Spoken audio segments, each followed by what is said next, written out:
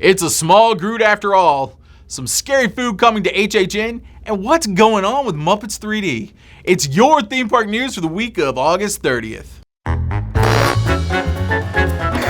We are sitting on the precipice of Halloween Horror Nights. In fact, that premiere party event is happening right now as I film this.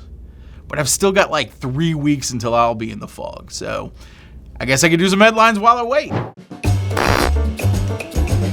Looking for a reason to head to Tokyo Disneyland? No. What is it, the expense? Is it the distance? Hey, you know what? You don't have to explain yourself. You obviously hate joy.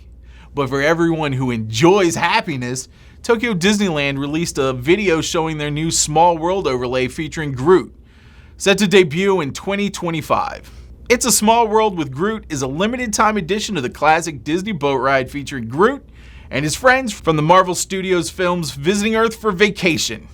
Groot, Star-Lord, Captain Marvel, the Hulk, Black Panther, and even Clark Griswold are all joining the world's happiest boat cruise.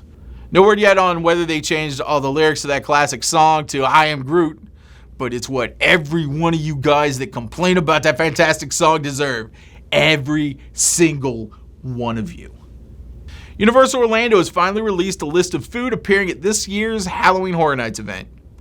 Along with favorites like pizza fries and twisted taters, there are exclusive menus based on all of the houses this year with the exception of the museum, because museums are for nerds. What are they gonna do? Serve me astronaut ice cream?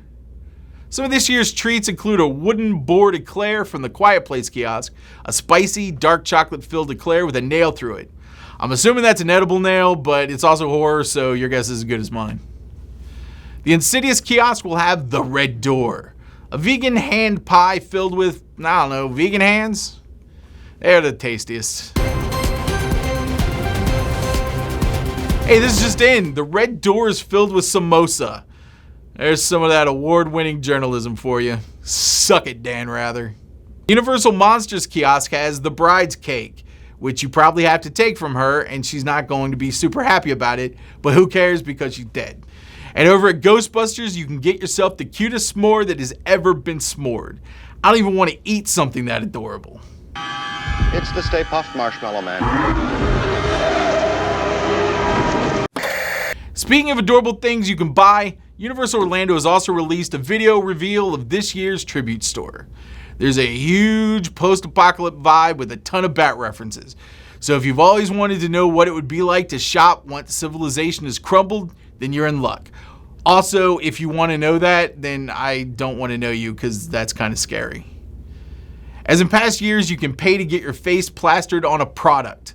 I'd like to get my face on a can of creamed corn because whatever, I have weird goals and I don't need any of you psychoanalyzing me. There's also a ton of graffiti, which makes me wonder why Universal hasn't tightened security to stop all that tagging.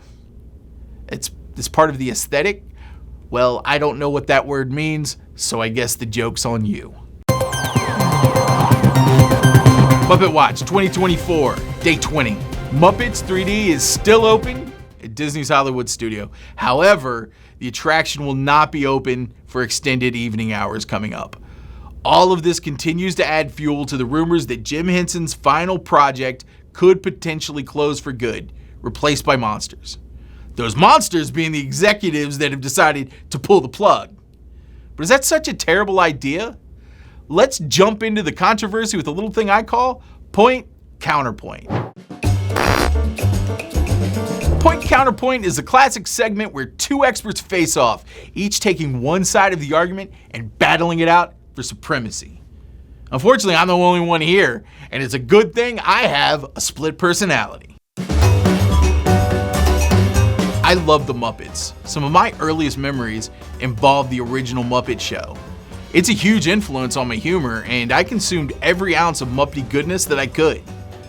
But it's no secret that the creatures that Jim Henson created have always struggled to find their footing under the Disney umbrella. And it's not for lack of trying. The reboots and TV shows since Henson's death lack that specific voice that made the Muppets so amazing. They aren't the moneymakers that they used to be, which is unfortunate, but it's true. And Disney needs to make money. Is it easy to attack them for being a greedy corporation that's only in it for the money? Sure, of course. But Walt Disney himself understood the importance of keeping the parks fresh and innovative. There isn't a person alive that says, you know why I want to go on an expensive Disney vacation? To see those Muppets. It's not a knock on the quality of the attraction, that's just the cold hard truth.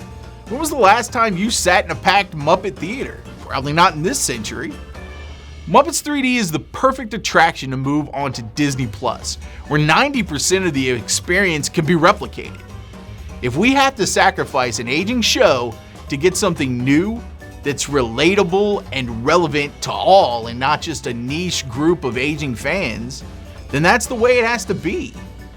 Nothing lasts forever, not even the Muppets. Matt, that is the dumbest thing I've ever heard anyone say, ever. While I'm glad that you've decided to drink from the teat of capitalist greed, it seems that in doing so, you've forgotten what it's like to be a dreamer. This show isn't just an attraction, it's the legacy of a man that's every bit the visionary that Walt Disney was. And this is one of the last pure things that he left us. Look around the parks. Look at all of the legacy that harkens back to Walt. Do you see huge crowds at the Enchanted Tiki Room? Is that bringing in droves of vacationers? No, not at all. You can have your attractions like Tron and Cosmic Rewind be the big tent poles that bring people in, while still preserving some of the legacy. Do I think we need to keep around all attractions? No, of course not. But there's plenty of room for a couple of the really special pieces. And this certainly counts as one of the special attractions. It means a lot to so many. And to think of it being replaced by a suspended coaster, one that could literally go anywhere, it's kind of hard to imagine. Especially when you have a nearly empty and useless animation courtyard that could be utilized, not to mention is snuggled up against Pixar Place and Toy Story Land. Remember when theming used to matter?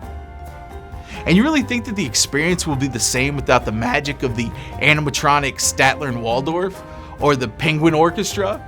Without that run-in of an actual in-person Sweetums? That magic can't be replicated at home. And we shouldn't be content to sit around while the Muppet courtyard gets demolished.